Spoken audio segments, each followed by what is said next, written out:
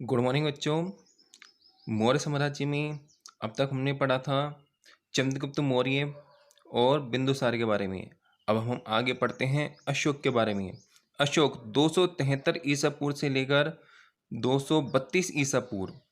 बिंदुसार के बाद अशोक मौर्य साम्राज्य के सिंहासन पर बैठा। अभिलेखों में अशोक देवनाम प्रिय तथा देवनाम प्रिय दस्ती उपाधियों से विभूषित है। पुराणों में अशोक को अशोक वर्धन कहा गया है। विदिशा की राजकुमारी से अशोक का विवाह हुआ तथा उससे पुत्री संघमित्रा तथा महेंद्र का जन्म हुआ। भारत के इतिहास में अशोक ही पहला शासक था जिसने अपने शासनादेशों को शिलालेखों पर खुदवाया था। इससे पहले और कोई शासक नहीं हुआ जिसने अपने शासनादेशों को शिलालेखों पर खुदवाया हो। राज्याभिषेक के 7 वर्ष बाद अशोक ने कश्मीर और खोतान के अनेक क्षेत्रों को अपने साम्राज्य में मिलाया। राज्याभिषेक के 8वें वर्ष 261 ईसा पूर्व में अशोक ने कलिंग पर आक्रमण किया जिसमें लगभग 1 लाख लोग मारे गए। इस व्यापक नरसंहार ने अशोक को विचलित कर दिया। फलस्वरूप उसने भविष्य में कभी युद्ध न करने की प्रतिज्ञा की।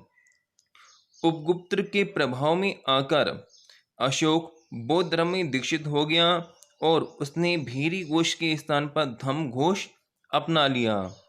बराबर की पहाड़ियों में अशोक ने आजीविकों के निवास हेतु 4 गुहाओं का निर्माण किया।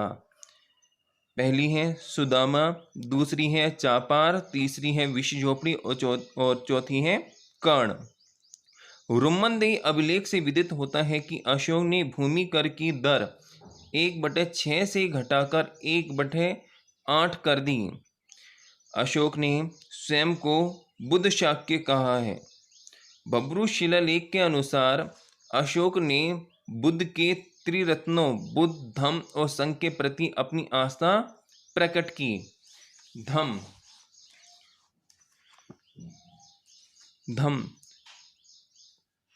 अशोक ने मनुष्य की नैतिक उन्नति जिन आदर्शों का प्रतिपादन किया।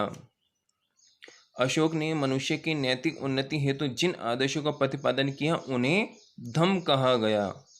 उसके अनुसार पाप कर्म से निवृत्ति, विश्व कल्याण, दया, दान, सत्य एवं कर्म शुद्धि आदि ही धम्म है। अशोक के अधिकांश शिलालेख ब्राह्मी लिपि में हैं।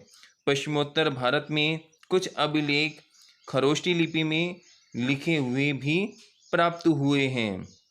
अशोक के अभिलेखों को पढ़ने में पहली बार सफलता 1880 ईस्वी में जेम्स प्रिंसेप नामक एक अंग्रेज अधिकारी को प्राप्त हुई थी।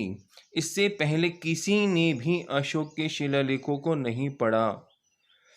ताम्रपर्णी श्रीलंका के राजा तिस्से ने अशोक से प्रभावित होकर देवनाम प्रिय की उपाधि धारण की थी।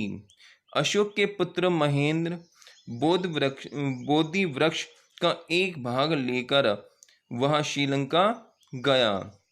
40वें वर्ष शासन करने के बाद 232 ईसा पूर्व में अशोक की मृत्यु हो गई। अशोक के पश्चात अगले 50 वर्षों तक उसके कमजोर उत्तराधिकारियों का शासन रहा और कोई ऐसा योग्य शासक नहीं हुआ जो मौर्य साम्राज्य के सिंहासन पर बैठ सका। वरदरस अंतिम मौर्य सम्राट था जिसकी उसके मंत्री पुष्यमित्र शुंग ने हत्या करके मगध में शुंग वंश की नींव डाली। आज के लिए बस इतना। नेक्स्ट टॉपिक में हम अशोक के शिलालेखों के बारे में पढ़ेंगे। जब तक के लिए थैंक यू।